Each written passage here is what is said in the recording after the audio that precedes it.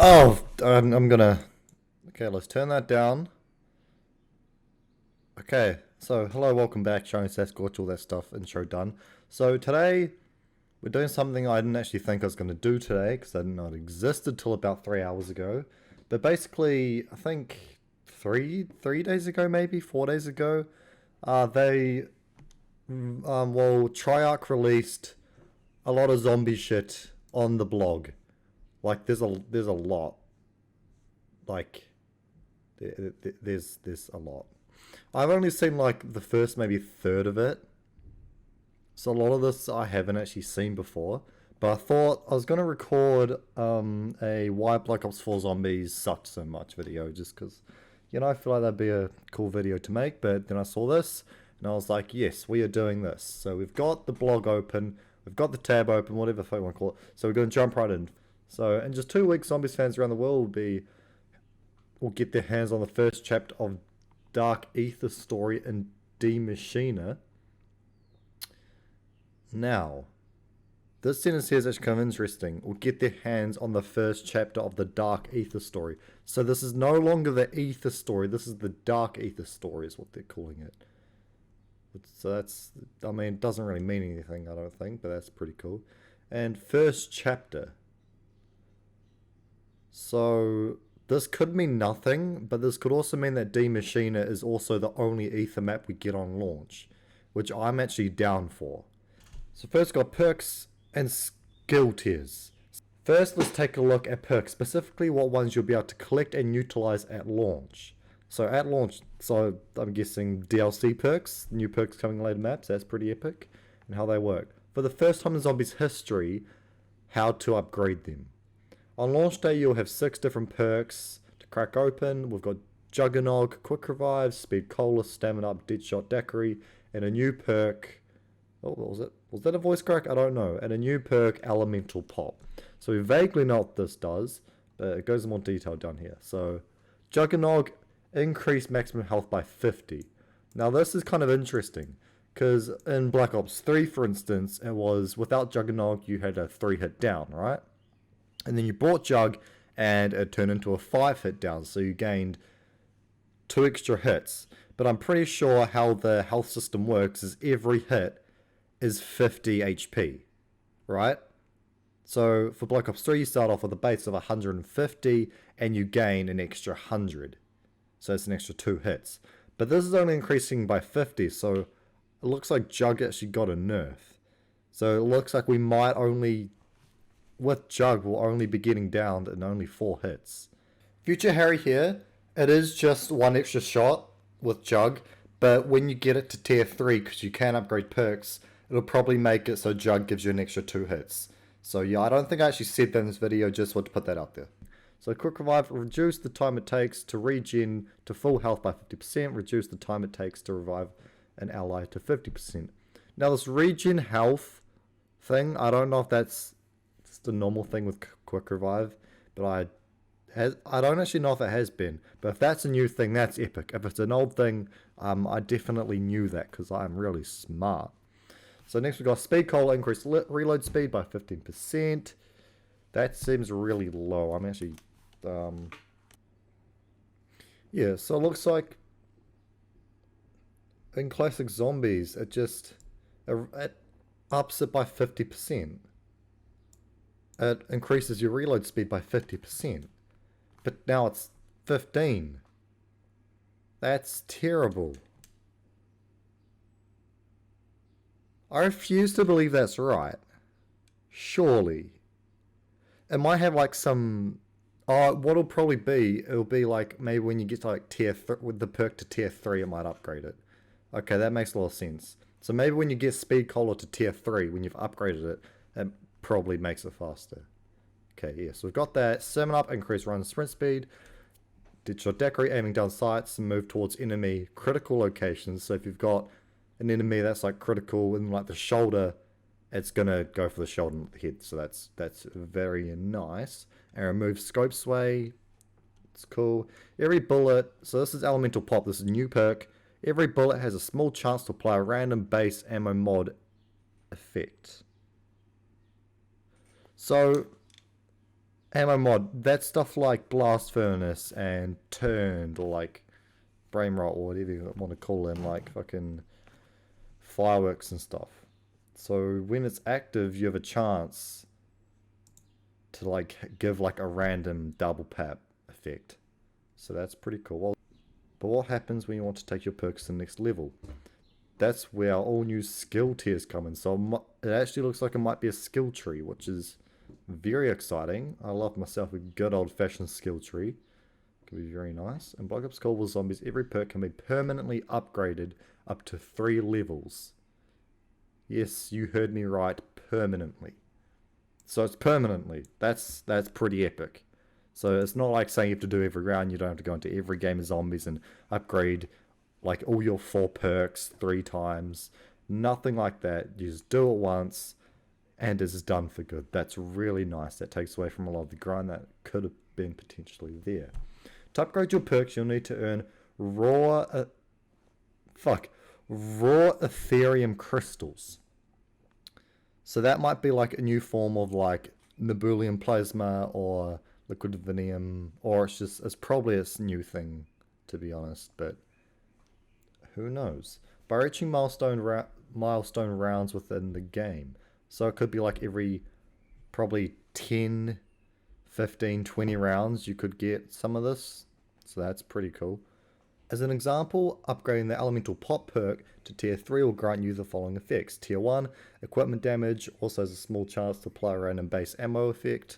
That's just normal perk. Tier 2, reduce ammo mod cooldowns by 20%. That's pretty insane. 20%, that's a big number. Tier 3, when a random ammo mod is applied, it uses your current skill tier instead of the base. What the hell does that mean?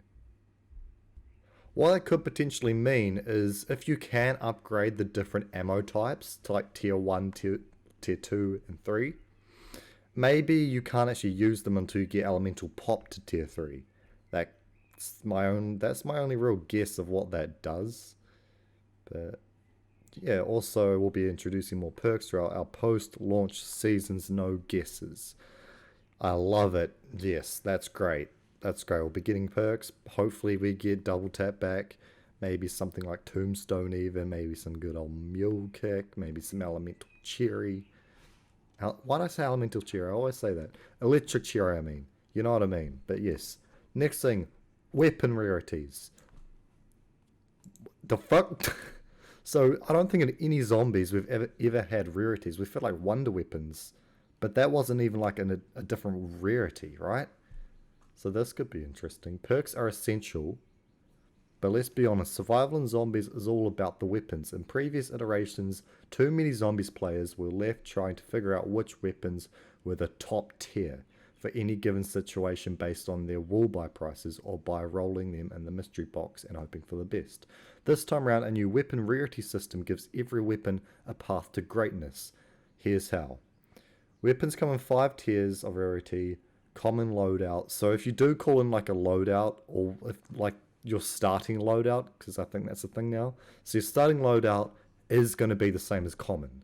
So you're not going to spawn with legendary weapons. That's good. That's good. So 5 tiers, common / loadout, uncommon, epic. I can't read that. God damn it. Rare, epic, and legendary. Each tier increases the damage done by those weapons and will also determine how many randomized attachments will come along for the fight. Oh, so maybe it's not randomized. Maybe you get to select your attachments, but you have to unlock them in game by upgrading your weapon? Maybe, but I don't know. But how does this affect wall buys and the mystery box, you asked? Doesn't this new system make those less effective, you ask? Great questions, fear not. Weapon rarities make wall buys and the mystery box even more worthwhile in Black Ops Cold War by giving players more options in any given game. Buying your favourite weapon off the wall is now different every time with a random attachment thrown into the mix. So it is random. So if I want to buy the KRM, I can't just buy it every time and just expect it to be consistently good, because it might have some stupid attachment. I don't like that. kind of takes away from like, because if you're going for like a speed run or like going for the Easter egg at low rounds, this could potentially screw you up in the early rounds. So I don't know if I like the randomized. I like it. I reckon it'd be a good idea, like be able to put your attachments on, but then have to unlock them by upgrading the weapon. But randomized is a bit strange. It's a really weird approach, but every time we're thrown to the mix, and the mystery box actually increases its odds of rolling high rarity weapons as the round gets higher. That's cool. I like that. So the higher the round, the more chance the mystery box has of giving you a good weapon. That's actually good. So if you're on around like 40, you're out of ammo, you're training, you've got nothing, you can just hit the mystery box and just get a good weapon and just saved. I like that. That's good.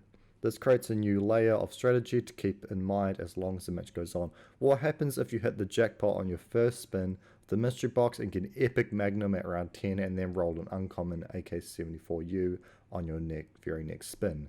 Let's say you're more comfortable with SMGs, but you know your damage potential will become lower as a result of switching. Which one do you keep? Previously, if you found a strong weapon in the mystery box, you have very little motivation to return. Now, even if you roll a weapon that you're happy with early in the game, you need to return 10 rounds later and try to roll the legendary version. The mystery box also includes support items such as the sentry turret and war machine, which always come in handy. To quote Treyarch's lead Zombies systems designer Kevin Drew, "I've been playing Zombies for 10 years and this is the most excited I've ever been when opening the mystery box." Now, this is, by the way, this is going to be a fucking long video because like we're like a third of the way through. This is probably like 20 minutes, I don't know. But this is actually very interesting. So this is it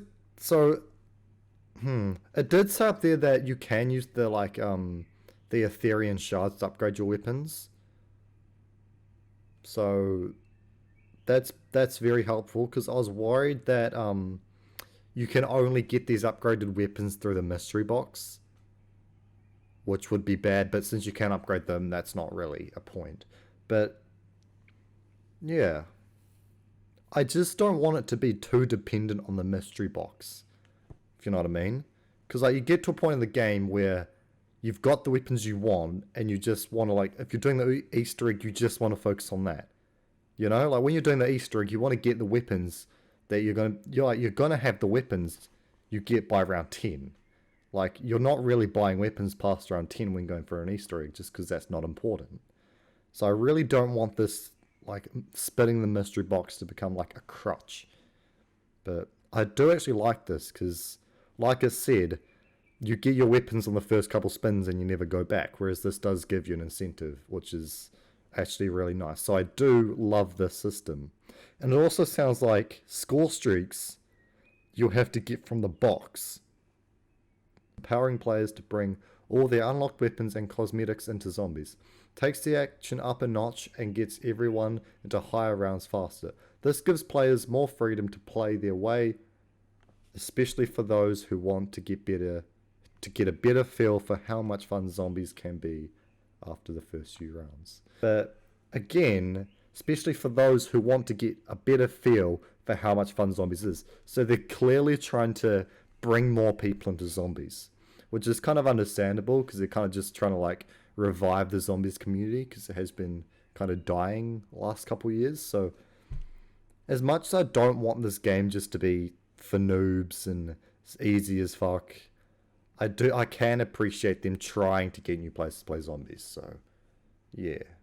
Loadouts don't change the classic Zombies formula as much as you might think. However, if starting out with the classic 1911 pistol is your jam, go for it. And my fucking puppy's out the door. Okay, where was I? The classic 1911 pistol is your jam, go for it. The design team carefully considered how loadouts would affect weapon progression. That's not a word. Would affect weapon progression gameplay, and as such, loadouts in Zombies are simplified compared to those in multiplayer. Okay, good. So it's not just the multiplayer stuff, just copy and pasted. They have actually tweaked it, so that's good. You can only bring in a single weapon into field upgrade with your zombies loadout. Furthermore, that single weapon will have its attachments and cosmetics. But it will be the lowest rarity available. This means your starting weapon won't be effective at killing zombies after a handful of early rounds, and you'll need to get out there and find other weapons quickly. You can also upgrade the rarity of your loadout weapon in-game, or any other weapon for that matter. You can keep your customized loadout weapon into the high rounds if that's more your style. Good. A big thing I said in my Cold War Zombies video is how spawning in with a god tier gun could potentially ruin the game. But I think this is really good. The weapon rarity, that's very good. I like that. Yes. Okay, field upgrades. Why is there an electric stapler? What? Why? You're gonna... Oh, you know what? No, I'm gonna read. Field upgrades in zombies are entirely different from those found in multiplayer. Okay, so I was wrong. No proximity mines probably. And for good reason. These are tools designed to fit the narrative Black Ops Cold War's dark ether story and provide a welcome power spike as a part of the core combat loop without making players OP in the process. I like that they pointed it out because that's a mistake they made in Black Ops 4. Okay, so we've got the ones at launch. I like this. So we've got the Frost Blast. Create a frigid Create a frigid blast of wind that deals frost damage and slows enemies caught inside of it. Slowed enemies take additional damage. So they've pretty much just turned the Winter's Howl into a fucking field upgrade. I mean, that's pretty much all the Winter's Howl is anyway, but we've got Winter's Howl. Great. Healing Aura. Summon beams of energy down on yourself and allies to instantly heal to full health. That could be really helpful. If that happens like instantaneously, like you press the button and that activates and heals you, that could be really good for some sticky situations. That's like the Staff of Ra from Black Ops 4. Energy Mine. Create a mine of pure energy that detonates on proximity of enemies dealing explosive damage. Ring of Fire. Create a ring of ethereal fire that boosts damage to you and allies. Normal enemies who enter gain a burning effect that deals fire damage last 15 seconds. That's kind of like the Wraithfire, I guess. Sounds kind of arse, because it was probably nerfed to hell because they didn't want it to be like the Wraithfire, but I feel like the Ring of Fire is going to be really bad. I hope I'm wrong, but I feel like it's going to be shit. Okay, Ether Shroud. Phase into the dark ether for 5 seconds, becoming hidden from enemy detection. So that's just in plain sight, pretty much. So maybe there aren't going to be gobblegums and stuff in this game, and they're just going to like... their effects are just going to be replaced with like field upgrades and perks. Yeah, I don't know. Interesting. Possibly no gobblegums. Wow. Some non-passive perks. Each one is balanced with an appropriate number of zombie kills required to change it. For example, Healing Aura has an upgrade ability to revive players in the map remotely, but requires double the kills to charge than defensive-based field perks, such as Energy Mines. So you have to get... So when you load into a match, you're going to want to have one of these field upgrades unlocked in your custom loadout and change it and ready to charge up. Coordinate with the rest of your team before the match to make sure they've got a good balance of offensive, defensive, and support field upgrades to help everyone survive as long as possible. I feel like these are going to be essential to Easter eggs. I'm really excited just to get the squad together and just mess around with different field upgrade combinations. Because I feel like this could be this is a lot of fun. I'm getting hyped again. I was really hyped like when beta when the beta was out, and now I just calmed down, but I'm actually fucking excited. As of today, there's 12 days till Cold War, and this is out. There's probably 10, but I'm excited. I'm fucking excited. By the way, I don't know what any of this is. Like over the past maybe week, 2 weeks, I've completely zoned out. I've just stopped looking at zombie stuff just because I don't want to spoil anything. So this is the first kind of spoiler stuff I've seen. So yeah. Replacing the crafted shield from previous zombie experiences, armor provides a 360-degree layer of protection from the armies of the undead. Armor can be found as a rare drop for enemies or purchased using salvage. While worn, it is... Mitigate. Mitigate. Mitigate. It will mitigate a portion of incoming damage. Every hit will still deal damage, but its durability is limited. So they've also redone the shields. Even when paired with an upgraded Juggernog perk, no amount of armor can save you if you find yourself overrun, especially as rounds get higher and the challenge increases. We've always wanted to bring score streaks into zombies for a long time, but now the play progression is unified across modes. There's never been a better opportunity. While certain zombies maps have included some variants of these in the past, the new Dark Aether narrative offered the perfect chance to finally carry over some militarized versions into zombies to raise the stakes even higher. Sometimes you just need a little extra power to get out of a tight spot, and that's where the new support comes into play. At launch, the available support selection will include. So we've got like 2 different sets of score streaks. We've got these, and then we've got these. So we've got the field upgrades that we have to unlock over kills, and then we've got these that I assume we have to recharge with kills. So interesting. So we've got the combat bow, which I did actually see a leak of like all the new score streaks. And I did see this. This is like the lowest tier. So I imagine combat bow is probably going to be pretty bad. Got the sentry turret. We've had that before, I think. No, we haven't. What am I talking about? So we've got the combat bow, sentry turret, war machine, chopper gunner, and self-revive. It's interesting. Self-revive. I like that. It's always nice to have some self-revive. Keep an eye out for one of these to pop up in the mystery box if you're lucky. And those curious about how calling in a chopper gunner works without being instantly ripped to shreds by zombies while you're controlling it, any support that takes perspective away from your character will temporarily make you immune to damage. Okay, I like that. And ignored by enemies while it's deployed. This ensures that parties of one can make use of support in solo games as well. So if you're taking control of a chopper gunner, you're good.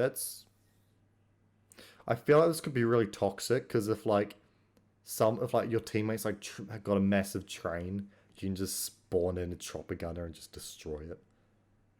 I feel there's going to be a lot of rage moments when that happens. I think I'm going to be the one that does it. That sounds like a lot of fun. I'm actually warming up to the score streak system, I'm not going to lie.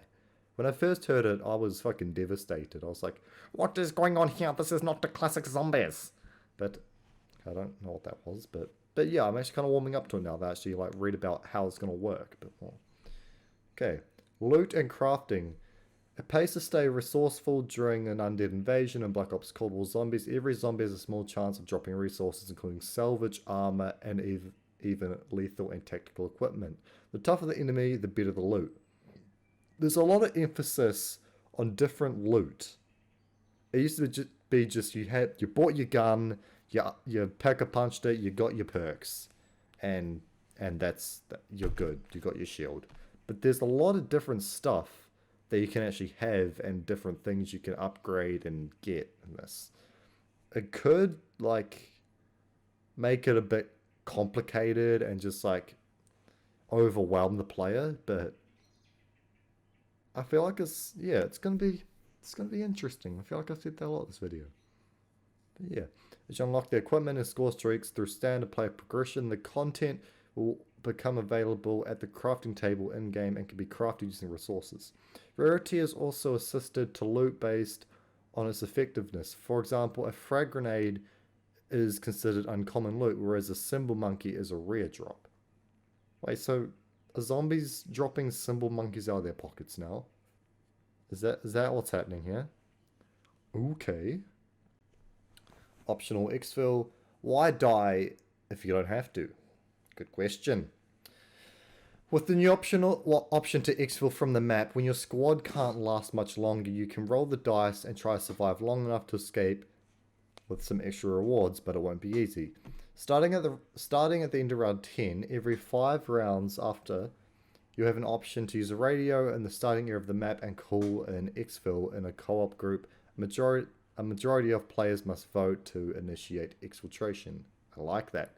Once triggered, the normal round will end, and you'll be given a new objective to reach the exfil site within a specific time limit.